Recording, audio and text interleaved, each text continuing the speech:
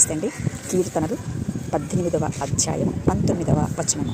విశాలమైన స్థలమునకు ఆయన నన్ను తోడుకొని వచ్చెను. నేను ఆయనకు ఇష్టడను గనుక ఆయన నన్ను తప్పించెను అని వాక్యం సెలవిస్తుంది. ఇంతకు మానవుడికి కలిగినటువంటి విశాలమైనటువంటి స్థలము ఏదనగా పాపపు నియమము కలిగినటువంటి దేహ స్వభావమును వదిలినటువంటి మనస్సు, పాపపు నియమమును జయించినటువంటి దేవుని యొక్క స్వభావముతో అనగా దేవుని యొక్క ప్రాణముతో జతకట్టడమే ఈ విశాలమైనటువంటి స్థలము. నేను ఇష్టడును గనుక ఆయన నన్ను తప్పించను అని వాక్యం సెలవిస్తుంది.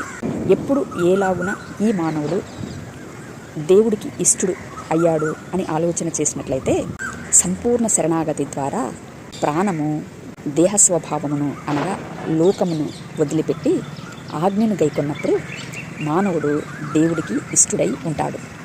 లోక విషయంలో నశించినటువంటి ఇట్టి వారిని తప్పకుండా దేవుడు తన కుమారుడి యొక్క ప్రాణము అనుగ్రహించడం ద్వారా రక్షించేవాడై, విమోచించేవాడై, కుమారుడి యొక్క స్వాస్థ్యములోనికి మహిమపరిచేవాడై ఉండడం అనేది మనకు ఈ వాక్యం యొక్క లోతును ఆలోచన చేసినప్పుడు అర్థం అవుతుంది.